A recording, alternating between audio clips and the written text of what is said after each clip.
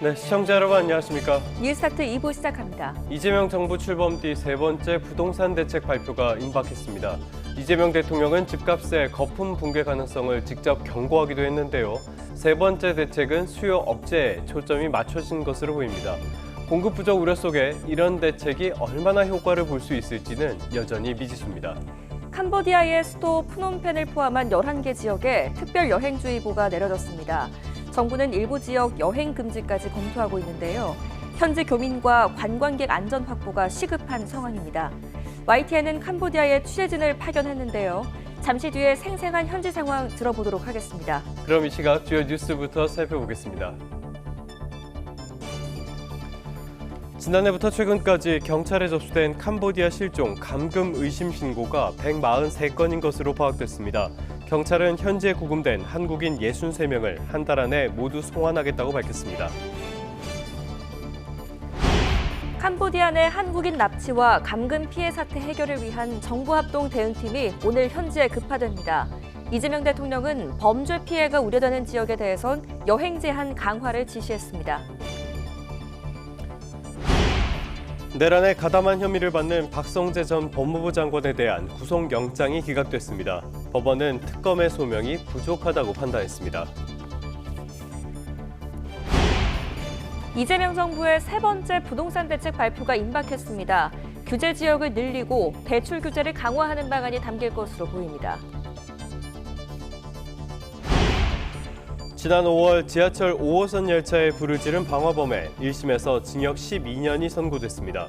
재판부는 개인적인 이유로 열차에 불을 질렀다며 엄중한 처벌이 불가피하다고 밝혔습니다. 첫 소식입니다. 최근 한국인을 겨냥한 범죄가 잇따르고 있는 캄보디아 현지에 YTN이 취재진을 파견했습니다. 수도 프놈펜을 포함해 무려 11개 지역에 특별 여행주의보까지 내려지면서 현지 교민들의 걱정이 큰 상황인데요. 현지에서 정현우 기자가 전해드립니다. 천혜의 자연환경을 자랑하는 캄보디아는 한국인 관광객이 한 해에만 20만 명 넘게 찾는 인기 관광지입니다.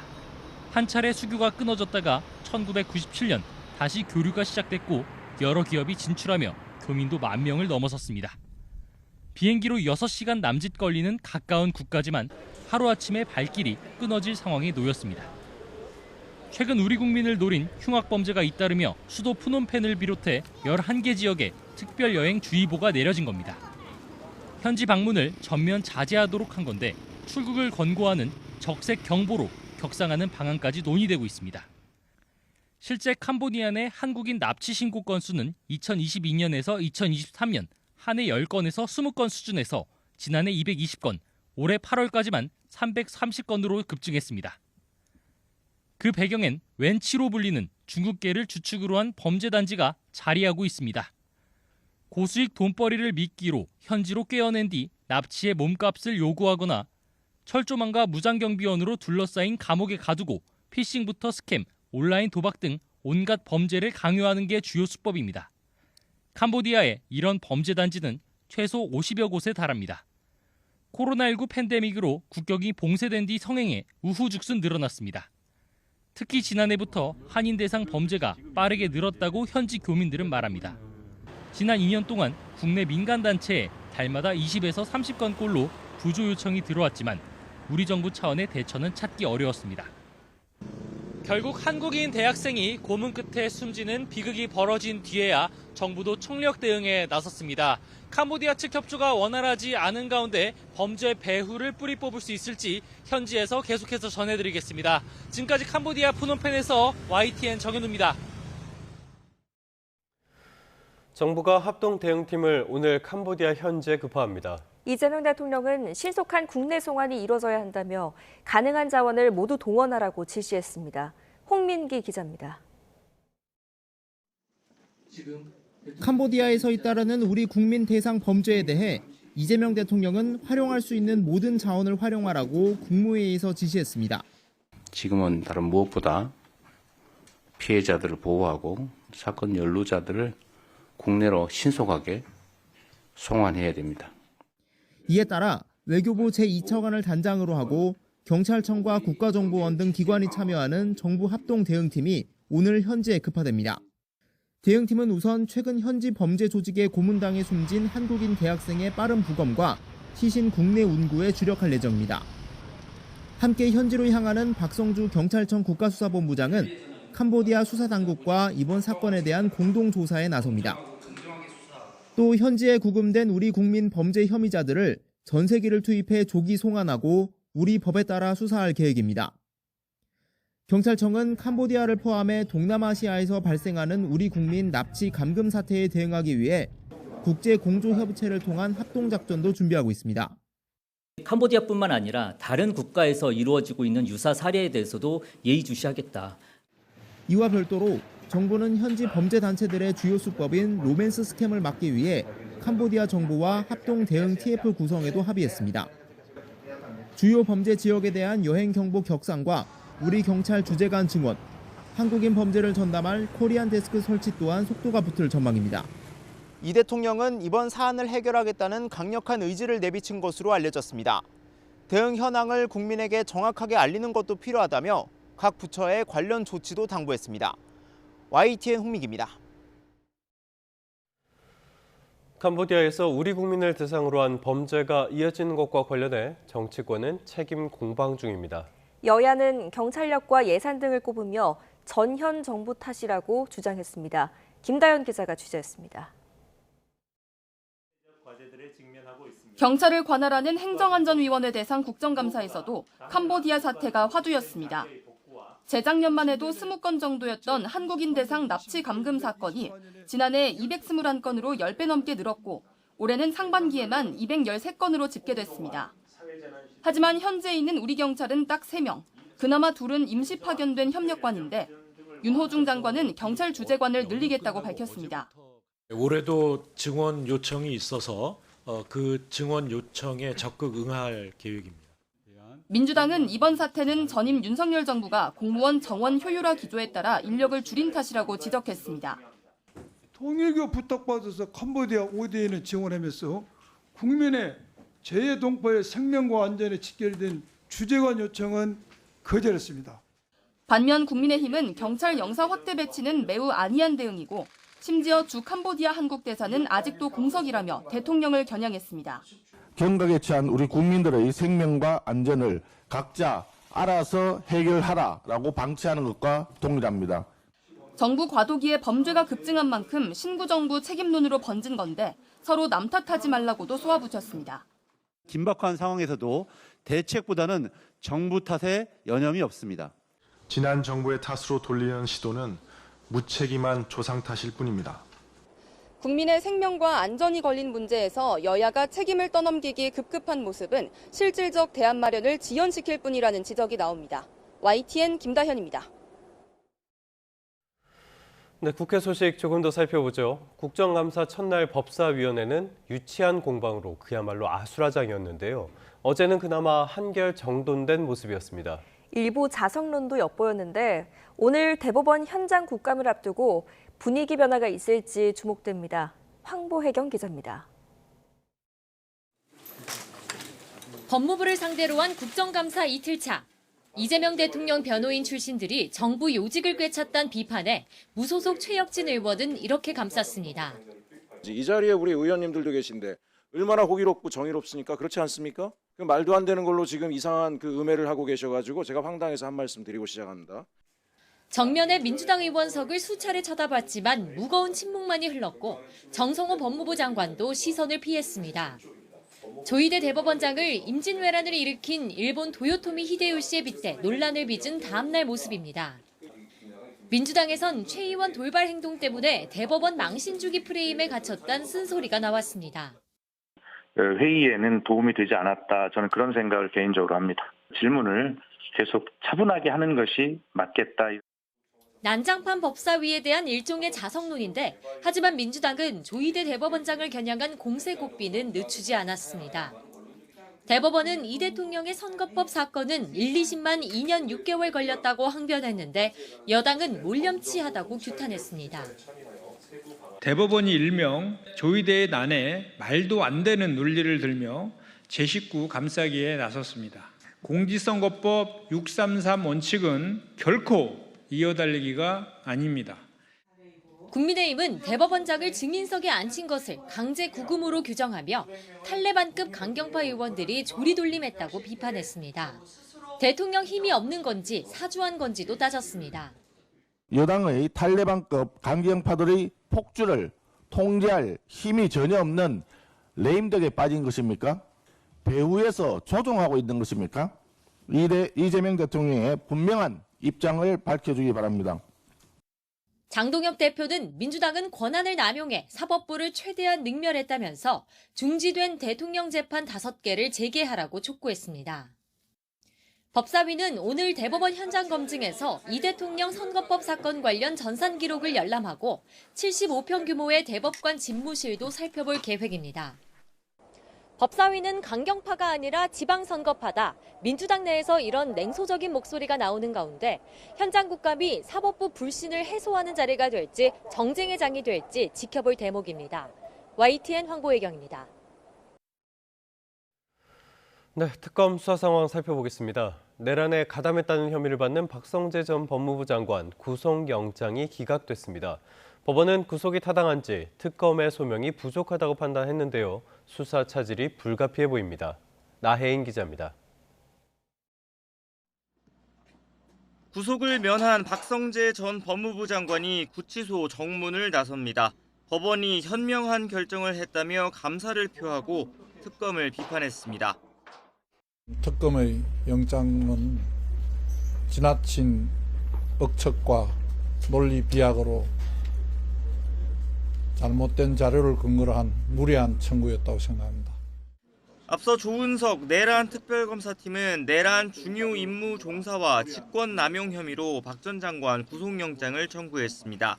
법원은 15시간 넘게 고심한 끝에 구속 타당성이나 도주, 증거인멸 염려가 있는지 소명이 부족하다며 영장을 기각했습니다.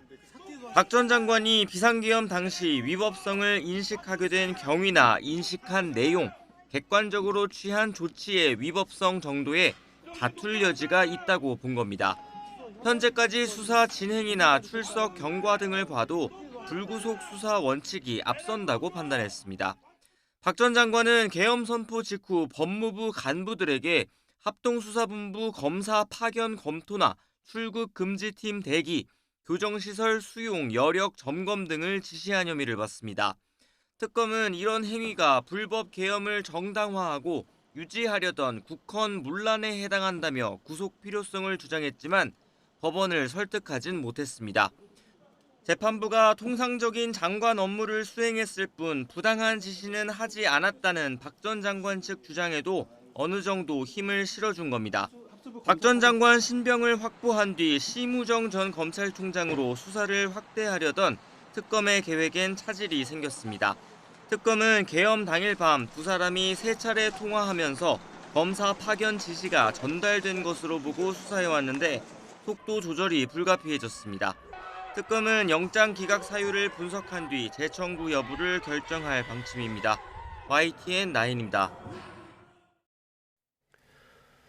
건진법사 전성배 씨가 통일교 측으로부터 받은 샤넬 가방을 김건희 씨 측에 전달했다가 돌려받았다는 사실을 법정에서 처음으로 인정했습니다.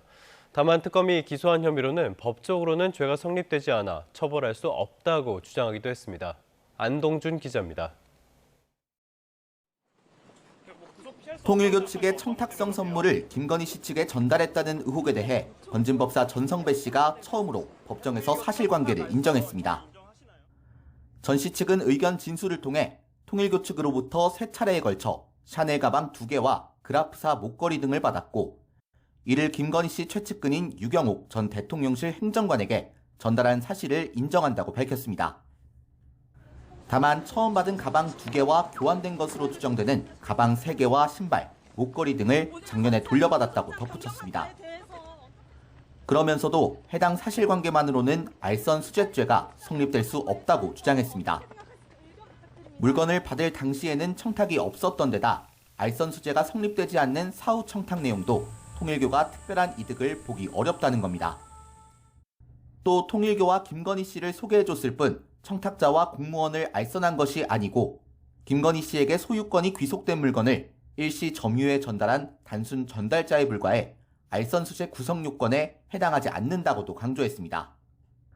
사실관계를 인정하면서도 법정 요건을 다퉈 처벌할 수 없음을 주장하려는 전략으로 풀이됩니다. 특검은 수사 과정에서는 나오지 않았던 진술인 만큼 추후 해당 진술에 대한 진위 등을 파악할 예정입니다. YTN 안동준입니다.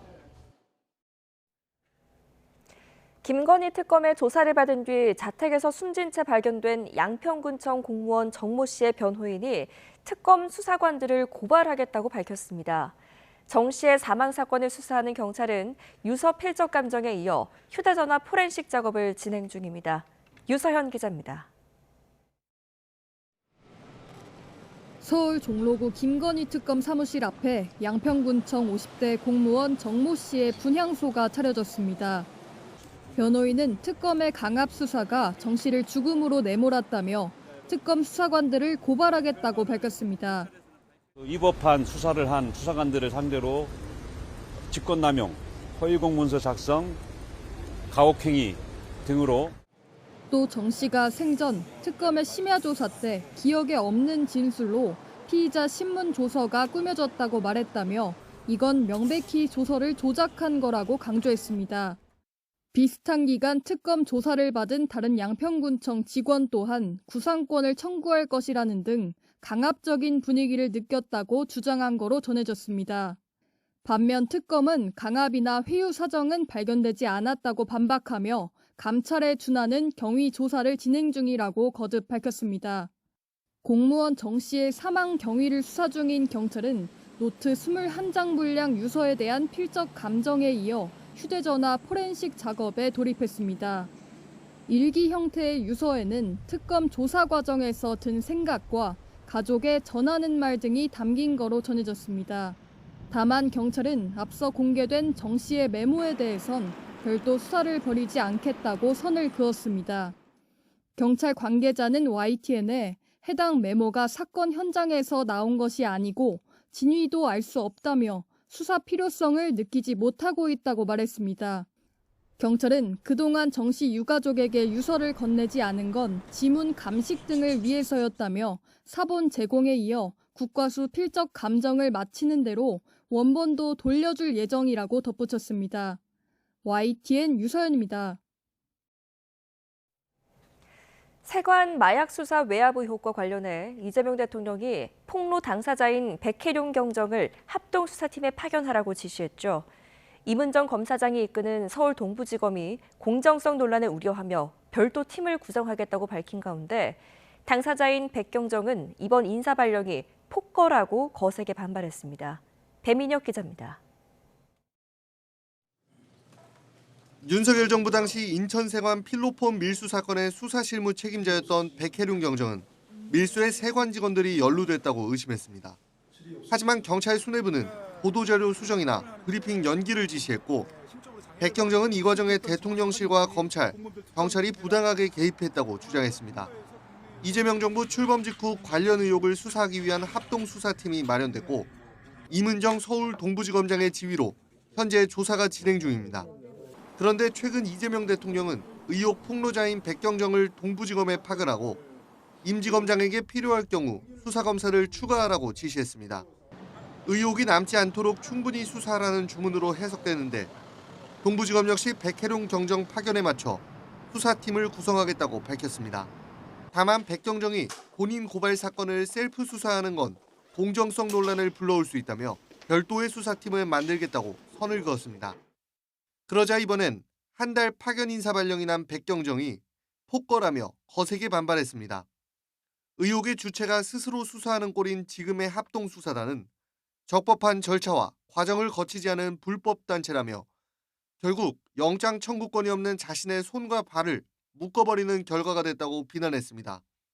이에 임지검장은 곧바로 거대한 의혹의 산더미를 묵묵히 파헤치는 합동수사단원들이 존경스럽다며 사실상 백경정의 반발을 일축했습니다. 의혹을 말끔히 수사하라는 이 대통령의 주문을 둘러싸고 수사 책임자와 폭로자가 서로 충돌하며 당분간 논란은 이어질 것으로 보입니다. YTN 배민혁입니다.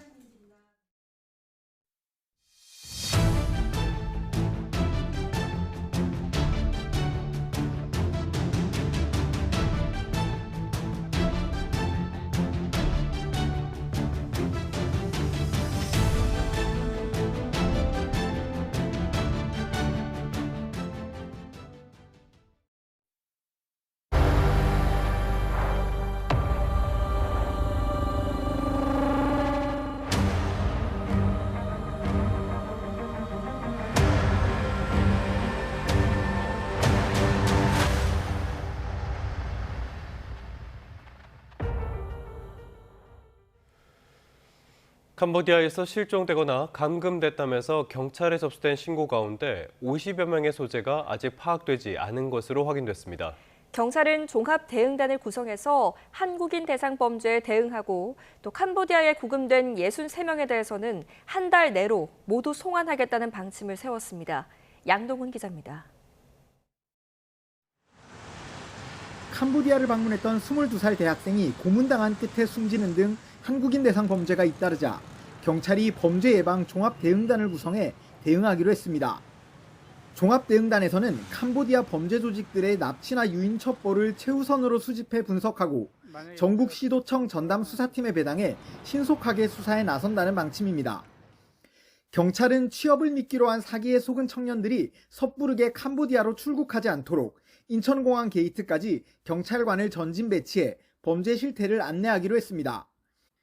또 범죄 혐의 등으로 현지 당국에 구금돼 있는 한국인 63명을 한 달 안에 모두 송환하는 방안도 추진하기로 했습니다. 이런 가운데 캄보디아를 방문했다가 실종되거나 납치됐다는 신고도 잇따르고 있습니다.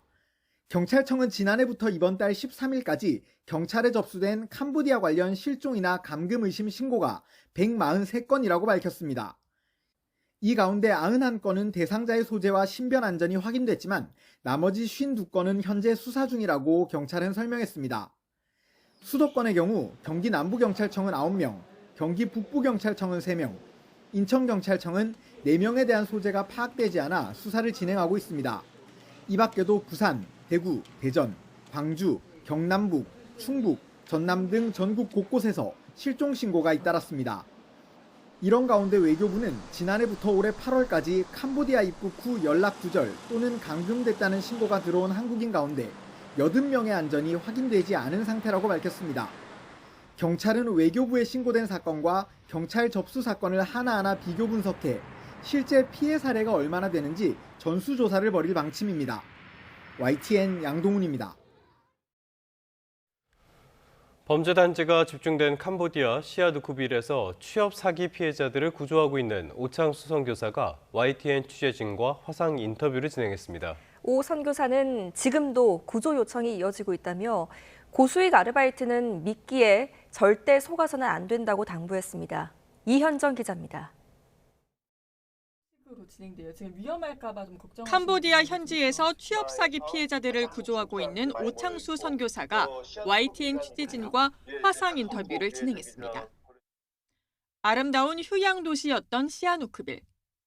5년여 전부터 카지노와 유흥업소가 대거 들어서더니 한국인 청년들에 대한 불법 구금까지 판치는 범죄의 온상으로 변했습니다. 이상하게 갑자기 급속도로 한국 청년들이, 젊은 친구들이 막 구조 요청이 오는 거예요. 막 살려주세요.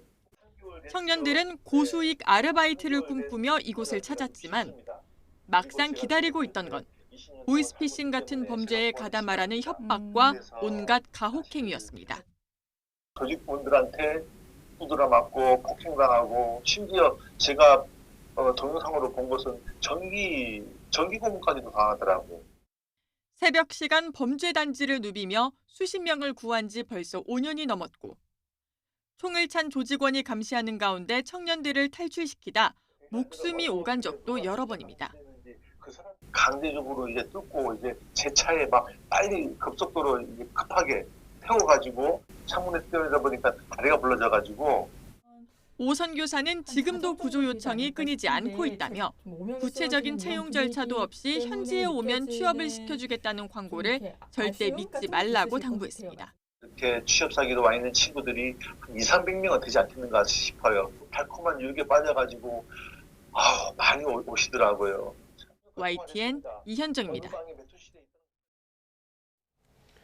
미국과 영국이 인터넷 사기에 인신매매와 고문을 일삼는 캄보디아 조직을 초국가적인 범죄 단체로 규정하고 제재에 들어갔습니다. 21조 원에 이르는 비트코인을 압수하고 수천억 원에 이르는 부동산을 동결했습니다. 신웅진 기자입니다. 제재 대상은 캄보디아 등지에서 카지노와 범죄 단지를 건설해 운영하는 프린스 그룹과 회장인 천주입니다. 미국 법무부는 150억 달러, 우리 돈으로 21조 원에 이르는 비트코인을 압류했다고 발표했습니다. 영국 정부는 런던에 있는 1,200만 파운드, 약 230억 원 저택과 1억 파운드, 1,900억 원짜리 건물 등의 자산을 동결했습니다. 영국 일간 가디언지는 현지 시간 14일자 미국과 영국, 캄보디아 사이버 사기범을 제재하고 150억 달러 비트코인을 압류한다라는 제목의 기사에서 이 같은 내용을 보도했습니다. 천주와 프린스 그룹이 전 세계 피해자들을 속이는 것은 물론 노동자들을 인신매매하고 고문했다고 고발했습니다. 그러면서 한 한국인 학생이 범죄단지에 속아 들어갔다가 사망한 사건이 고국에서 큰 공분을 일으켰다고 소개했습니다. 영국 정부는 캄보디아와 미얀마 등 동남아의 사기 센터들이 가짜 구인 광고로 외국인들을 폐쇄된 카지노나 특수목적 시설로 유인하고 고문으로 위협하며 온라인 사기를 자행하도록 강요한다고 밝혔습니다. 범행 표적과 친분을 쌓으면서 점점 더 큰 돈을 사기성 암호화폐에 투자하도록 유도하는 방식이라고 설명했습니다. 미국 재무부는 프린스 그룹 외에 캄보디아 소재 금융서비스 대기업 후이원 그룹을 미국 금융체계에서 차단하는 조치도 취했습니다.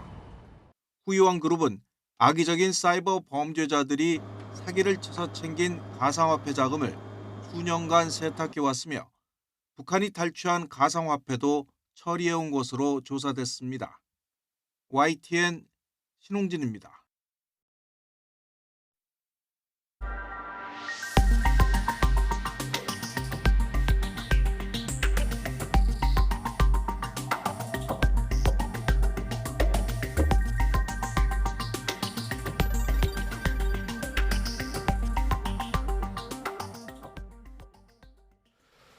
최근 서울의 아파트값 오름세가 이어지고 있는데요. 여기에 대응할 이재명 정부의 세 번째 부동산 대책 발표가 임박했습니다.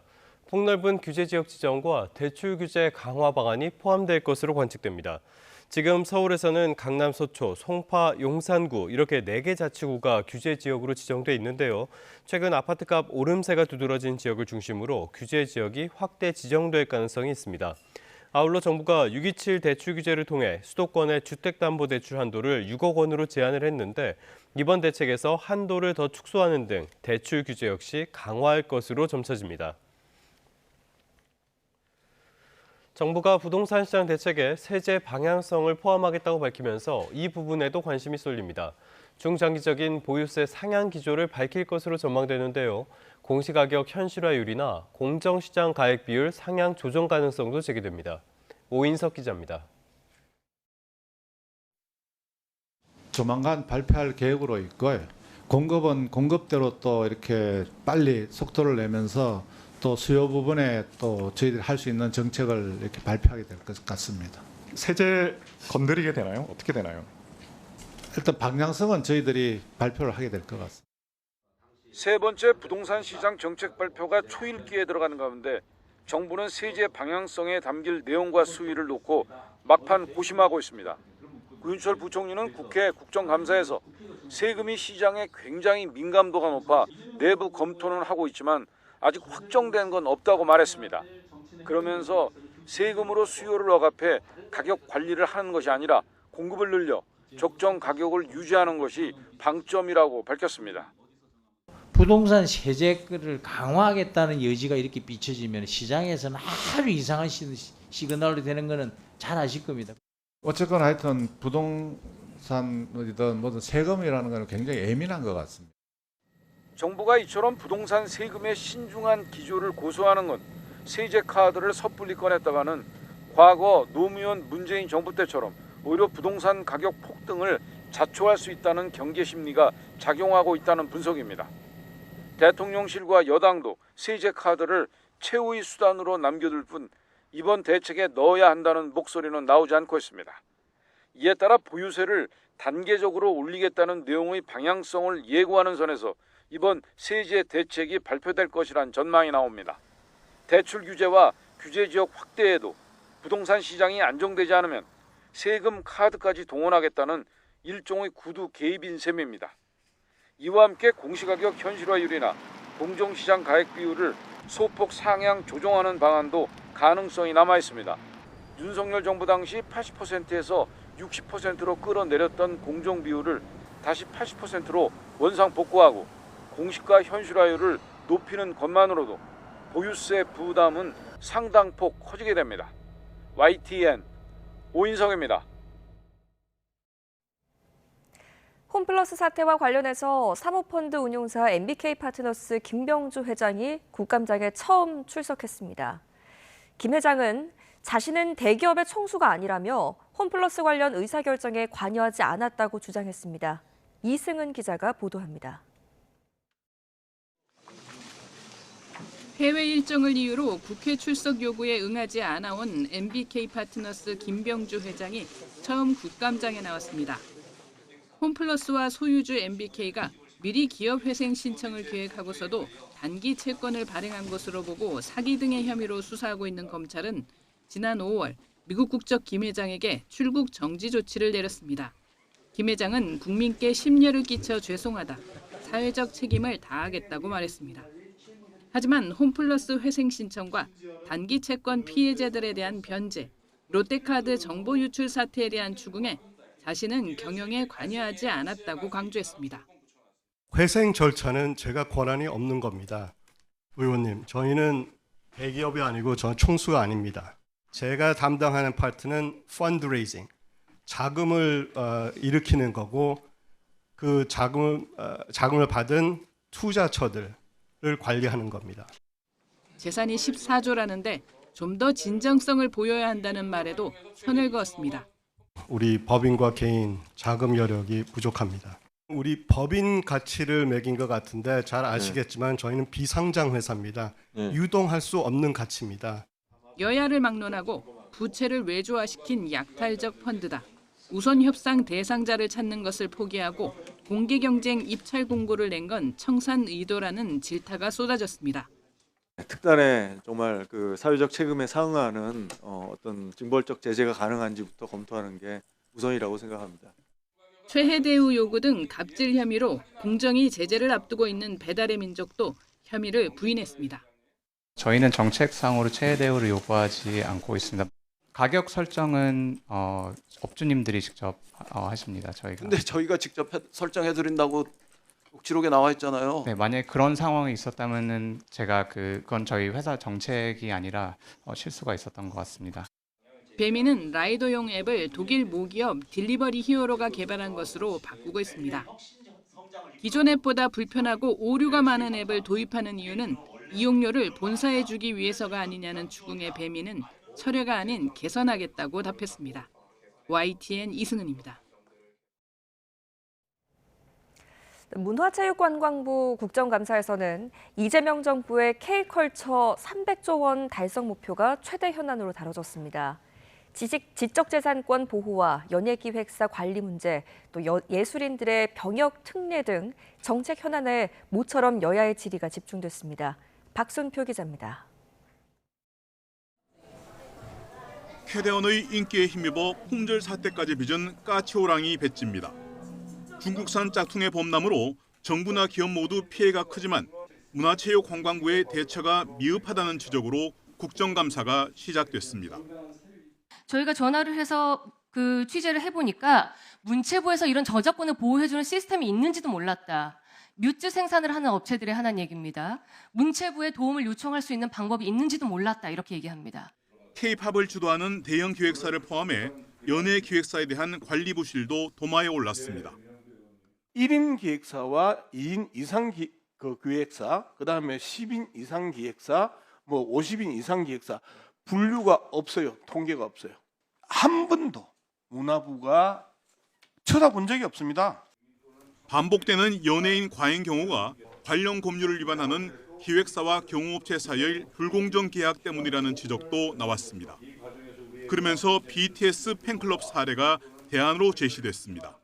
혹시 장관님, 퍼플라인이라고 들어보셨습니까? 이 아미가 스스로 만든 안전 캠페인이에요. 이런 게 좀 도입이 돼야 저 K컬처가 세계를 향해서 지금 도약을 하는데 저런 잡음이 경호폭력 같은 잡음이 일지 않을 것 같아요. 특정인이 관여하는 국제무용대회를 통해 예술인 병역 특례가 집중되고 있다는 문제 제기에 대해서는 문체부가 전수조사를 약속했습니다.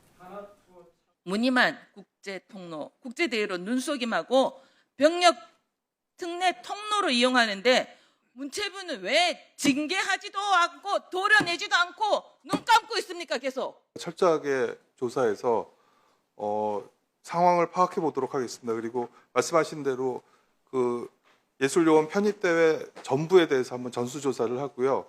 이 밖에 내란과 대통령 탄핵을 틈탄 문체부의 각종 알박기 인사, 역사 왜곡 도서 문제, 사격 경경 실탄 관리부실 등도 문체부 국감장을 뜨겁게 달궜습니다.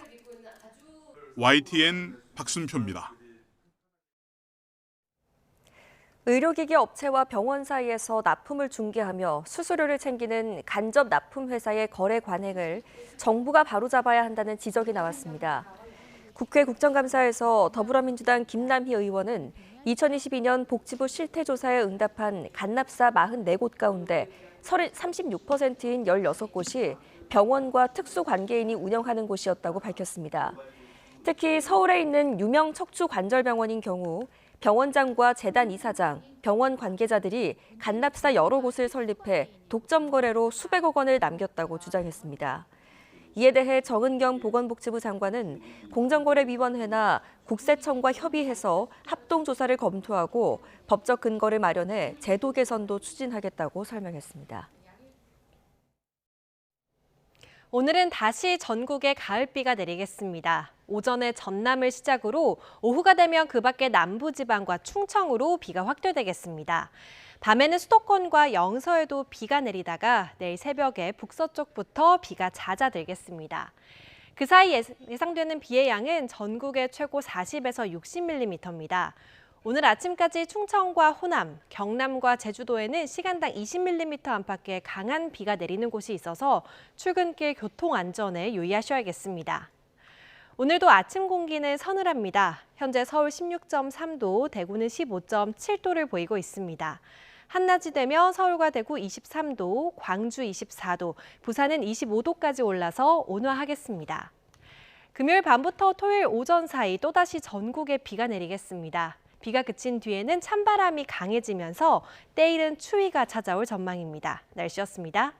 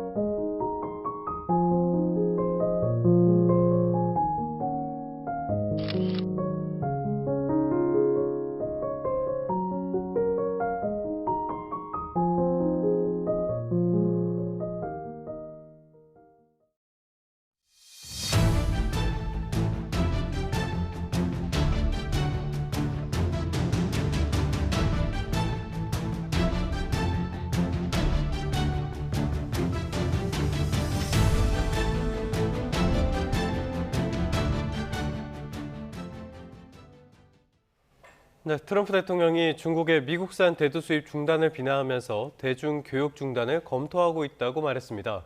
트럼프 대통령은 자신의 SNS를 통해 중국이 의도적으로 미국의 대두 수입을 중단해 미 농가에 어려움을 초래하는 것은 경제적인 적대 행위라고 밝혔습니다. 이어 보복 조치로 식용유를 비롯한 다른 교육 품목에서 중국과의 사업 관계를 단절하는 것을 검토하고 있다고 썼습니다. 제롬 파월 연방준비제도 의장이 고용 악화를 언급하면서 금리 인하에 무게를 두고 있다는 점을 시사했습니다. 이 발언에 오르던 뉴욕 증시는 조금 전에 전해드린 트럼프 대통령의 대중국 발언에 휘청였습니다. 뉴욕에서 이승윤 특파원입니다. 미국의 중앙은행인 연방준비제도의 제롬 파월 의장은 트럼프 대통령의 인신 공격에도 물가 관리를 이유로 금리 인하 신중론을 유지해왔습니다. 하지만 최근 미국 고용시장이 약화해 물가 관리 문제만큼 심각해졌다며 기준금리 인하에 무게를 두고 있음을 시사했습니다. Showed that the labor market has actually softened pretty considerably and puts us in a situation where the two risks are closer to being in balance. 특히 이민 감소와 노동력 증가세 둔화를 언급하며 트럼프 행정부의 정책이 문제의 원인임을 꼬집었습니다. 또 노동 공급과 수요 모두 너무 빨리 감소했다며 고용과 물가 목표 사이에 긴장을 푸는 정책에 위험 부담이 없는 경로는 없다고 말했습니다. 이에 따라 시장에선 연준이 10월과 12월 FOMC 연방공개시장위원회에서 두 차례 금리를 인하할 가능성을 95% 이상으로 보고 있습니다. 미중 간 입항 수수료 부과로 무역 갈등이 다시 고조되면서 장중 급락했던 우량주 중심의 다우존스 지수는 파월 의장의 발언 이후 반등했습니다. 반면 금리 인하가 경기 둔화 신호로 읽히면서 기술주 중심의 나스닥 지수는 하락했고 트럼프 대통령이 중국과 식용유 등 일부 교역을 끝내겠다고 으름장을 놓으면서 대형주 중심의 S&P 500 지수도 하락 마감했습니다. AP통신은 중국이 한화오션의 미국 자회사 5곳과 중국 기업 간 거래를 금지하면서 트럼프 대통령의 미국 조선산업 재건 노력에 일격을 가했다고 평가해 이번 조치가 미중 협상에서 주요 쟁점이 될 전망입니다. 뉴욕에서 YTN 이승윤입니다. 국제통화기금 IMF가 올해 세계 경제 성장률 전망치를 3.2%로 기존보다 소폭 높였습니다. 우리나라 경제도 0.9% 성장할 것으로 내다봤습니다. 트럼프 대통령의 관세 충격이 예상보다 크지 않다고 판단한 건데 관세 불확실성이 여전히 위험하다고도 경고했습니다. 워싱턴 홍상희 특파원입니다. IMF가 올해 세계 경제 성장률을 3.2%로 지난 7월에 발표했던 전망치보다 0.2%포인트 상향 조정했습니다. 내년 성장률은 3.1%로 기존 전망치를 유지했습니다. 트럼프 미국 대통령의 관세 충격이 예상했던 것보다 크지 않았다는 게 IMF의 설명입니다. The tariff shock itself is smaller than initially feared, with many trade deals and exemptions. Most countries also refrained from retaliation, keeping the trading system open. 기업들도 관세 인상에 앞서 수출을 앞당기고 공급망을 조정했고 중국과 독일의 확장 재정 정책, 달러 약세도 조정에 영향을 미쳤다고 밝혔습니다. 우리나라의 올해 경제 성장률로는 지난 7월보다 0.1%포인트 높은 0.9%를 제시했고 내년 성장률 전망치는 1.8%로 변동이 없었습니다. 미국의 올해 성장률 전망치 역시 0.1%포인트 상향한 2%로 높였고 일본 경제 성장률도 1.1%로 0.4%포인트 상향 조정했습니다. 반면 중국 성장률 전망치는 4.8%로 변동이 없었고 내년에는 4.2%로 낮아질 것으로 내다봤습니다. IMF는 그러나 미국의 고용 증가세가 거의 멈추는 등 노동시장이 약화하고 근원 물가도 목표치를 웃돌고 있다며 관세 충격은 여전히 존재한다고 강조했습니다. Sure, all of us have noted flaring up trade tensions with the potential for supply chain disruptions could quickly lower global output by as much as 0.3 percentage point as we explore in our downside scenario. IMF는 또 미중 무역 갈등 재점화 우려와 AI 투자 열풍으로 인한 버블 가능성이 위험 요소라며 과거 닷컴 붕괴와 같은 충격이 찾아올 수 있다고 경고했습니다. 워싱턴에서 YTN 홍상입니다. 경제 한 줄 뉴스입니다. 올해 서울에서 팔린 아파트 4채 가운데 한 채는 전용 면적 59제곱미터인 것으로 나타났습니다. 집주인의 세금 체납으로 부동산이 공매에 넘겨지는 사례가 급증하면서 서민 세입자의 주거 불안이 커지고 있다는 지적이 나왔습니다. LG전자 인도법인이 인도 증권시장에 신규 상장했습니다. 과거 개성공단에 입주했던 기업 5곳 가운데 4곳은 개성공단이 재가동되면 다시 입주할 의향이 있는 것으로 나타났습니다. 한국소비자원이 소비자 선호도가 높은 바디워시 10개 제품을 시험한 결과 피지 세정력은 전 제품이 우수했지만 미세먼지 세정력과 만족도는 제품별로 차이가 있었습니다. 이번 추석 연휴 기간 3,200만 명이 이동했고 교통사고 일평균 발생 건수도 45% 넘게 감소한 것으로 나타났습니다. 지금까지 경제 한 줄 뉴스였습니다. 삼성전자가 올해 3분기에 깜짝 실적을 냈습니다. 영업이익은 10조 원대로 회복했고요. 매출은 사상 최고치를 기록했습니다. 고전했던 반도체 사업이 부활의 신호탄을 쏘아 올렸습니다. 최하영 기자입니다. 삼성전자의 올해 3분기 실적은 시장 기대 이상이었습니다. 증권가 전망치는 10조 원대였지만 이보다 높은 12조 1천억 원으로 잠정 집계됐습니다. 1년여 만에 10조 원대 회복이자 지난 2022년 2분기 이후 3년여 만에 최대 영업이익입니다. 매출은 처음으로 80조 원의 벽을 넘었습니다. 지난해보다 8.7% 늘어난 86조 원으로 사상 최대치를 기록했습니다. 깜짝 실적을 이끈 건 부진을 털어낸 반도체 사업입니다. 사업부별 실적은 아직 공개되지 않았지만 증권가에선 반도체 부문 영업이익이 6조 원가량에 이를 것으로 예상하고 있습니다. 삼성전자가 3분기에 전 세계 메모리 시장에서 매출 27조 6천억 원을 기록하며 한 분기 만에 SK 하이닉스를 꺾고 다시 매출 왕좌에 올랐다는 분석도 나옵니다. 메모리 반도체 가격 상승에 따른 고실적이라고 봅니다. HBM 시장이 2배 이상 성장할 것으로 예상이 되기 때문에 삼성전자 실적도 일단 전반적으로는 개선될 수 있지 않을까 보고 있습니다. 아픈 손가락으로 여겨졌던 반도체 위탁 생산, 파운드리 사업 역시 적자폭을 줄이며 힘을 보탠 것으로 보입니다. 깜짝 실적에 삼성전자 주가는 장 초반 9만 6천 원까지 오르며 52주 신고가를 경신하기도 했습니다. 삼성전자는 이런 기세를 이어가기 위해 미래의 성과에 따라 임직원에게 주식으로 보상해주는 제도를 시행하기로 했습니다. 회사 주가가 오를수록 보상 규모가 커지는 방식으로 앞으로 3년 동안 주가 상승폭에 따라 임직원에게 자사주를 지급할 계획입니다. YTN 최하영입니다.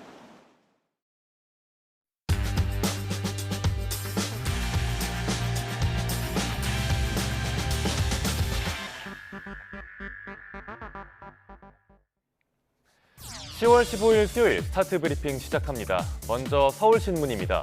캄보디아의 비극 뒤에 취업난에 시달리는 지방 청년들의 눈물이 있다고 분석한 기사입니다. 이번 사건이 표면적으로는 해외 강력 범죄지만 그 뿌리는 국내 구조적인 일자리 절벽이라는 겁니다. 브로커들은 저신용자나 사회초년생들의 절박함을 노리고 유인합니다. 월 1,000만 원 고수익 보장, 숙식 제공 같은 달콤한 말 뒤엔 폭행과 감금, 인신매매가 도사리고 있습니다. 지난해부터 최근까지 접수된 캄보디아 관련 실종 감금 의심 사건이 143건이고요. 그중에 52건은 미제 상태입니다. 국가데이터처가 발표한 내용을 보면 15세에서 29세 청년 취업자는 1년 전보다 22만 명 가까이 줄었습니다. 30대 취업스 인구는 약 33만 명으로 역대 최대입니다. 그마저도 양질의 일자리는 수도권에 집중돼 있습니다. 아르바이트 구하기조차 어려운 지방 청년들은 떠나야만 생존 가능한 구조에 내몰린 셈입니다. 전문가들은 일단 고수익 취업 사기 예방 교육을 강화해야 한다고 지적합니다. 장기적으로는 지방의 안정적인 일자리 기반도 꼭 마련할 필요가 있어 보입니다. 다음 국민일보입니다. 올해 노벨경제학상 수상자들이 한국 경제에 조언을 건넸습니다. 그중 단연 눈에 들어오는 내용이 있었으니 바로 한국의 유일한 문제가 저출산이라는 겁니다. 모키어 교수는 한국의 해온대로 계속하라면서 자유를 보장하고 개방성을 유지하라고 했습니다. 그러면서 인구 위기 외에는 지금처럼 성공하지 못할 이유가 없다는 뼈있는 말을 남겼습니다. 한국에서 정체를 유발하는 유일한 문제가 저출산이라고 콕 집은 거죠. 하윗 교수는 한국 경제가 혁신을 이어가려면 강력한 독점 규제 정책이 중요하다는 조언을 했습니다. 혁신의 흐름이 인구 구조 때문에 막히지 않도록 해야 한다고도 강조했습니다. 그런가 하면 트럼프 행정부의 관세 정책을 꼬집어서 눈길을 끌기도 했고요. 세계 석학들이 한국의 저출산에 대해서 경쟁을 울렸는데 이 문제에 어떻게 접근할지 정부와 정치권이 다시 한번 고민해보는 계기가 되길 바랍니다. 마지막 기사 보겠습니다. 화장실 비상벨, 웬만하면 누를 일은 없죠. 그런데 한글을 모르는 외국인이라면 얘기가 좀 달라집니다. 이거 물 내리는 버튼 아닌가 하고 꾹 눌렀다가 M1 경찰이 출동하는 일이 잦다는 내용입니다. 2021년부터 올해 6월까지 전국에 접수된 화장실 비상벨 신고의 37%가 5인 5작동이었다고 합니다. 특히 외국인 관광객이 많은 서울 도심은 이 비율이 60%까지 올라갑니다. 급하게 출동했다가 정작 다른 긴급 현장의 골든타임을 놓칠 우려가 있겠죠. 변기 근처에 비상벨이 있으니까 외국인들이 물내림 버튼으로 오해할 수가 있고요. 영문 표기가 제대로 돼 있지 않은 비상벨도 많습니다. 그래서 경찰이 서울 중구 공중화장실 두 곳의 비상벨에 폴리스 헬프라고 적어놨더니 효과가 있었습니다. 오인 신고가 한 달간 76건에서 5건으로 뚝 떨어졌다고 합니다. 한국을 찾는 외국인은 늘어나는데 비상벨을 포함해서 외국어 표기가 없는 시설이 많다는 지적이 나옵니다. 신문은 에이펙 정상회의를 앞두고 관련 조치를 취해서 혼선을 줄여야 한다는 의견도 함께 실었습니다. 10월 15일 아침 신문 살펴봤습니다. 지금까지 스타트 브리핑이었습니다.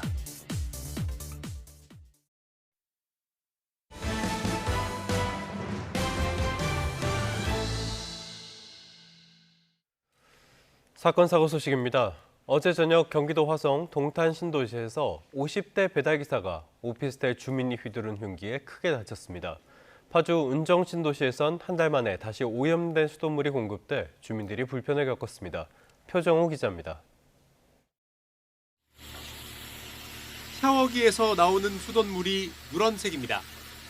물이 지나는 필터를 보면 탁한 정도가 더 선명합니다. 어제 저녁부터 경기도 파주 은정 신도시 일대에 이물질이 섞인 탁수가 나온다는 민원이 속출했습니다. 깨끗한 물을 쓸 수 없게 된 주민들은 한밤중 근처 행정복지센터에서 나눠주는 생수를 받았어야 했습니다. 명확하게 지금 몇 개 세대다 이렇게 말씀드리기는 어렵고요. 먹는 물이라든가 그런 좀 비상급수로 좀 제공을 하고 있어요.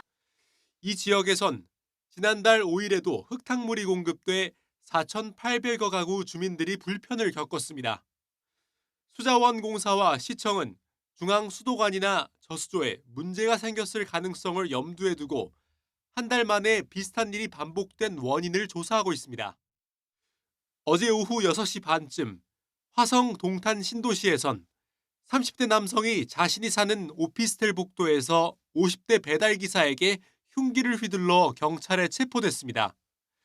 자기 집에 배달을 온 것도 아니었는데 술에 취한 상태에서 일면식도 없는 사람을 습격한 겁니다.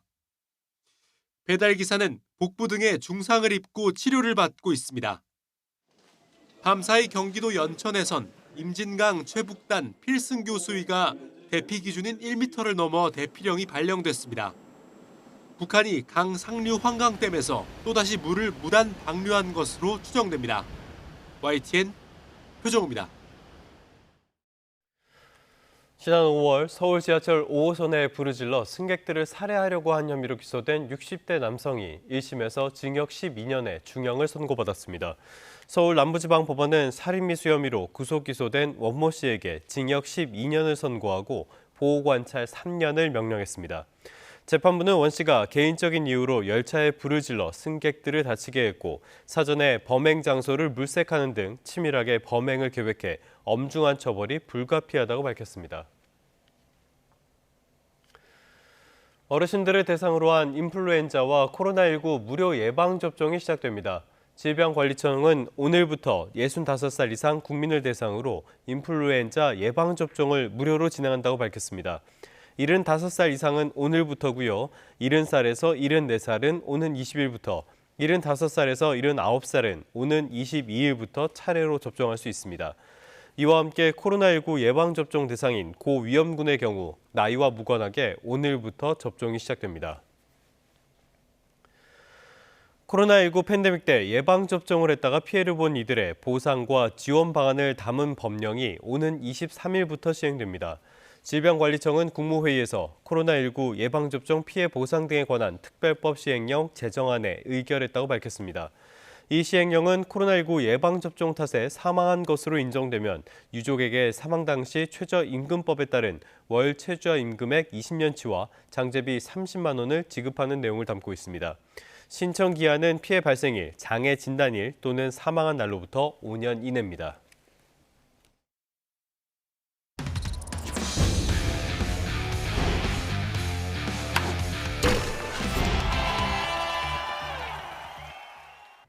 일본 월드컵 축구대표팀이 브라질과의 대결에서 사상 처음으로 승리를 거뒀습니다. 일본은 도쿄에서 열린 브라질과의 친선 경기에서 전반에만 2골을 내줬지만 후반에 3골을 넣으며 3대2로 이겼습니다. 프로야구 삼성이 SSG를 제치고 플레이오프에 올라 한화와 한국 시리즈 진출을 놓고 격돌합니다. 디아즈가 화끈한 홈런으로 준 플레이오프 4차전 승리에 앞장섰습니다. 이경재 기자의 보도 보시고요. 스포츠 뉴스는 내일 다시 돌아오겠습니다. 삼성은 7회까지 삼진 9개를 곁들이며 무실점으로 마운드를 지킨 후라우도의 역투와 3회 김지찬, 6회 디아즈의 적시타를 앞세워 2대0으로 앞섰습니다. 승리가 눈앞에 온 8회 초, 삼성은 구원으로 나온 김태훈과 이승현이 흔들리며 동점을 허용했습니다. SSG는 정준주의 볼넷과 대타 오태곤의 안타에 이어 박성환이 동점을 만드는 2루타를 쳐냈습니다. 홈 송구가 빠지며 노어 3루의 역전 찬스. 여기서 배찬승과 이호성이 SSG의 중심 타선 상대로 동점을 지켜낸 게 승리로 가는 징검다리였습니다.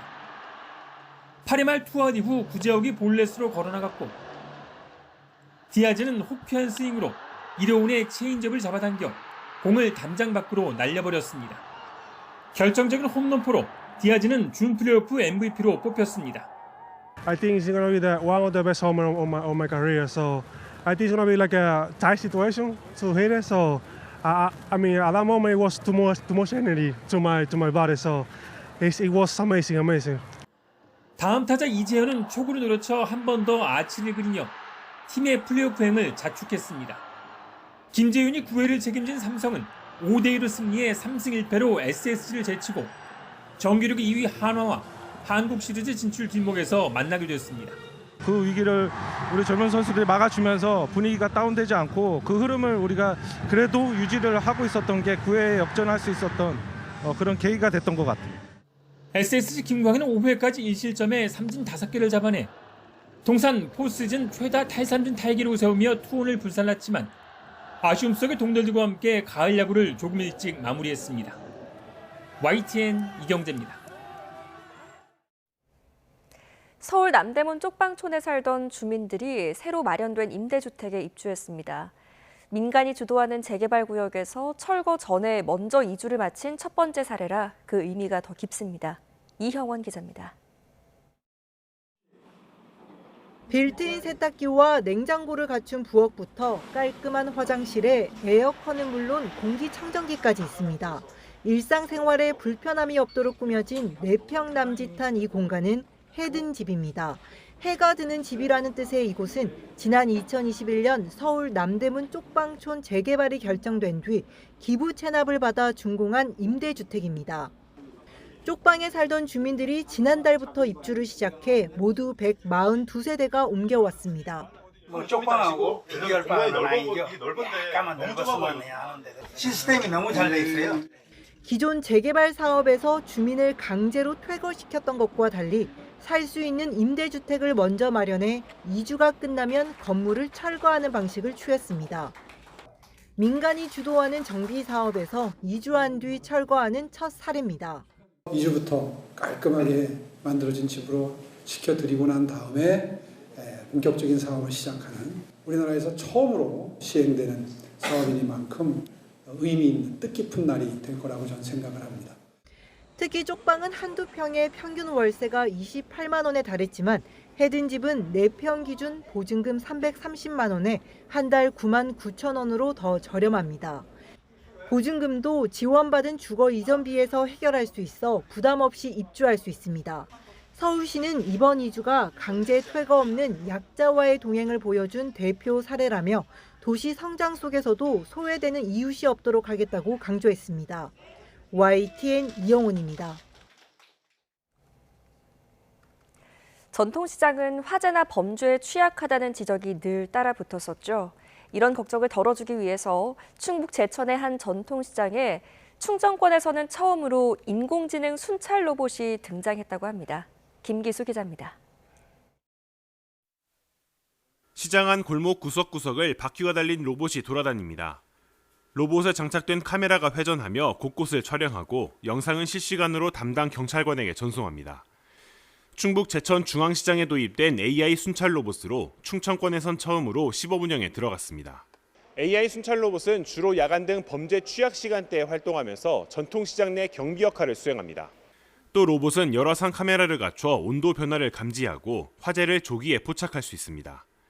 이상 징후가 포착되면 경찰과 소방에 자동 신고되고 자체 탑재된 소화기로 초기 진화도 가능합니다. 시장 상인들은 화재나 절도 피해를 막는 데 큰 도움이 될 것으로 기대하고 있습니다. 가장 큰 거가 이제 절도에 대한 범죄, 그리고 두 번째가 이제 화재인데, 사실은 이제 재래시장이 가장 취약한 게 화재 쪽이잖아요. 그래서 저희들이 정말 많은 걸 안심하고 있습니다. 경찰은 순찰 로봇을 통해 순찰 인력의 효율적 운영과 치안 사각지대 해소에 나선다는 계획입니다. 지역 안전의 중요성이 커지면서 지능형 순찰 시스템의 필요성이 높아지고 있는데요. 로봇 순찰을 통해서 범죄 사각지대를 해소하고 범죄 예방 효과와 시민들의 체감 안전도가 높아질 것으로. 경찰은 다음 달까지 시범 운영을 마친 뒤 다른 전통시장으로 순찰 로봇을 확대하는 방안을 검토할 예정입니다. YTN 김기수입니다.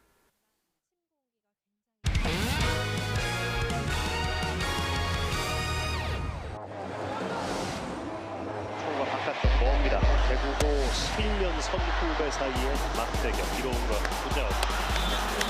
또 파울. 또 같은 코스로 갑니다. 구자욱 상대 9번째 공 1호. 또 왼쪽 파울. 10번째 공 이번엔 11구째. 땅에 찝혀오는 공을 하나 지켜봤고 12구. 이로운 선수 좀 안 좋은 투구를 하고 있는 게 아니거든요. 공격적으로 투구를 잘하고 있는데. 13구는 왼쪽 파울. 14구는 들어가 오파와 15구째. 제가 공수는 지금 맞게 세고 있나 한번 확인을 해봤습니다. 15구 맞습니다. 에레디아 선수 지치고 있습니다. 16구 파울. 서로 그렇게 할 생각이 없습니다. 스윙 삼진. 이 길었던 승부가 17구 만에 이로운의 승리로 끝납니다. 오늘은 다시 전국에 가을비가 내리겠습니다. 낮 동안 내륙으로 서서히 비가 확대되겠고요. 서울 등 수도권 지역은 밤부터 비가 내리겠습니다. 따라서 출근길에는 비가 내리지 않는 곳이 많겠는데요. 다만 아침 공기가 굉장히 서늘합니다. 겉옷을 꼭 챙겨서 나오셔야겠습니다. 현재 비 상황부터 살펴보도록 하겠습니다. 레이더 영상을 보면 일부 동해안과 전남, 제주도에 비가 내리고 있는데요. 오후가 되면 그 밖에 남부지방과 충청으로, 밤에는 수도권과 영서로 비가 확대되겠습니다. 내일까지 전국에 예상되는 비의 양은 최고 40에서 60mm입니다. 오늘도 아침 공기는 서늘합니다. 현재 서울이 16.3도, 대구는 15.7도를 보이고 있습니다. 낮 기온은 서울과 대구 23도, 광주 24도, 부산은 25도로 온화하겠습니다. 금요일 밤부터 토요일 오전 사이 또다시 전국에 비가 내리겠습니다. 비가 그친 뒤에는 찬바람이 강해지면서 때이른 추위가 찾아올 전망입니다. 오늘 아침까지 강원 내륙과 전남 내륙에는 짙은 안개가 끼겠습니다. 200m 앞도 보이지 않는 곳이 많으니까요. 출근길 교통 안전에 주의하셔야겠습니다. 지금까지 YTN 이혜민입니다. 뉴스타트 3부 잠시 뒤에 계속됩니다.